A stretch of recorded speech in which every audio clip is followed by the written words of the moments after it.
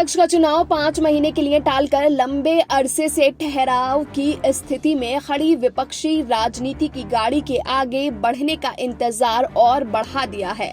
चुनाव टलने से साफ हो गया है कि आपसी झगड़े में पार्टी ये तय नहीं कर पा रही है कि देश की राजनीति ज्यादा बड़ी है या कांग्रेस की अंदरूनी चुनौती। पार्टी की यह दुविधा विपक्षी राजनीति की अगुवाई के लिए कांग्रेस की ओर निहार रहे क्षेत्रीय दलों को भी अब परेशान करने लगी है। कांग्रेस का संगठन चुनाव टाले जाने को लेकर सरापंग के पुराने घटक दलों के कुछ नेताओं ने अनौपचारिक बातचीत में कहा कि वास्तव में उसका ये कदम विपक्षी राजनीति के लिए नुकसानदेह है। कांग्रेस अपने अंदरूनी झगड़े में जितने समय तक उलझी रहेगी उसका एक एक दिन विपक्ष के लिए भारी पड़ेगा।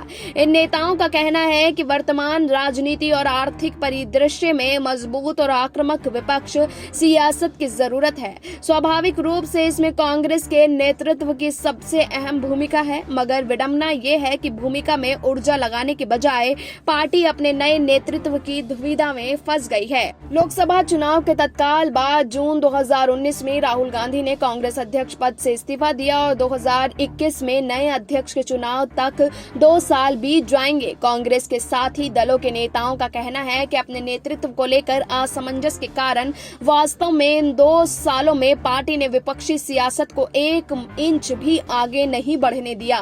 खासकर ऐसे समय जब कोरोना के बाद अर्थव्यवस्था लगभग तबाही की स्थिति में है और रोजगार का गंभीर संकट है। कृषि कानूनों पर किसानों के आंदोलन के कारण सरकार घिरी हुई है। ऐसे में पूरा देश इस समय विपक्ष की ओर देख रहा है, मगर मुख्य विपक्षी दल अपने नेता को ही ढूंढने में लगी हुई है।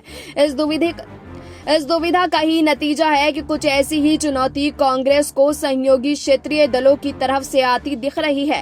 कांग्रेस के नेतृत्व पर असमंजस के कारण विपक्षी राजनीति के खालीपन को भरने के लिए सभी रांगपा प्रमुख शरद पवार तो कभी तृणमूल कांग्रेस प्रमुख ममता बनर्जी को संपर्क के अध्यक्ष की कमान सौंपने की आवाज उठाई जा रही है। इसलिए सवाल उठने लगे हैं कि कांग्रेस की अंदरूनी चुनौती पार्टी के लिए देश की राजनीति से ज्यादा बड़ी तो नहीं बन गई है। Bureau report SPN 9 news.